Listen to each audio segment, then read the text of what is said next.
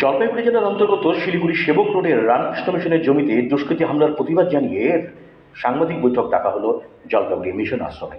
সোমবার রাতে সাংবাদিক সম্মেলন করে ঘটনার তীব্র নিন্দা জানান জলপাইগুড়ি রামকৃষ্ণ মিশনের মহারাজ স্বামী শিব প্রেমানন্দজি। তিনি বলেন, শিলিগুড়ি সেবক রোড সংলগ্ন এলাকায় প্রায় 2 বিঘা জমি সহ একটি বহুতল রামকৃষ্ণ মিশনকে দান করে এক সহৃদয় ব্যক্তি।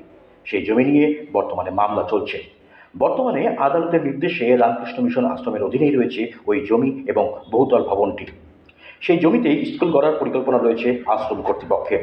সেই জমি দখলের উদ্দেশ্যে বেশ কয়েকজন দুষ্কৃতী শনিবার ভোর রাতে ওই বহুতলে আসে এবং আগ্নেয়াস্ত্র দেখিয়ে 5 জন সন্ন্যাসী ও এক নিরাপত্তারক্ষীকে তুলে নিয়ে যায়। তারপর এক একজনকে এক এক জায়গায় ফেলে দেয় দুষ্কৃতীরা এবং হুমকি প্রদর্শন করে জমি ছেড়ে দেওয়ার নির্দেশ দেয়।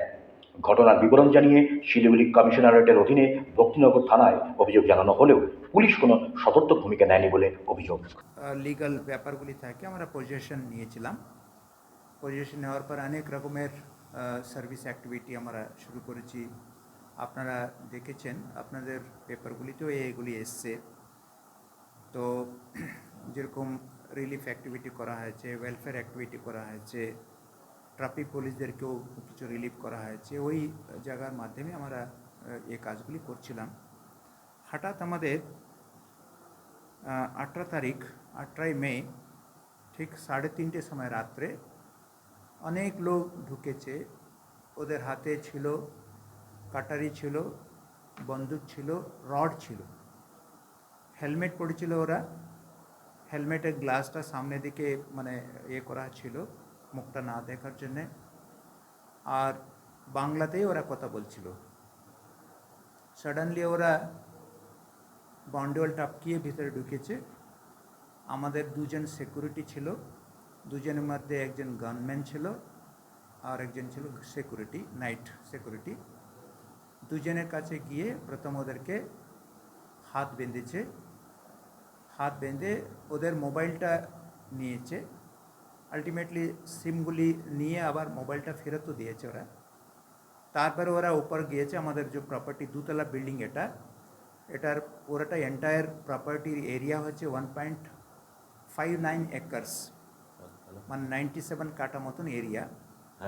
তো 2তলাতে গিয়ে ওরা আমাদের ওখানে 5 জন স্টাফ ওয়ার্কার এসব ছিল, ওদেরকে গিয়ে অ্যাটাক করেছে। অ্যাটাক মানে ওরা একটু চিৎকার করেছে, তখন ওদেরকে মেরে দিয়েছে। তারপরে ওদেরও হাত বেঁধে দিয়েছে, ওদেরও মোবাইলটা নিয়ে নিয়েছে। আলটিমেটলি এরা 2 জন সিকিউরিটি, 5 জন ওয়ার্কার যারা ছিল, সবাইকে ওরা নিয়ে চলে গেছে। একটা ম্যাজিক গাড়িতে ওরা নিয়ে গেছে। নিয়ে গিয়ে 5 জনকে এনজেপির কাছাকাছি ছেড়ে দিয়েছে।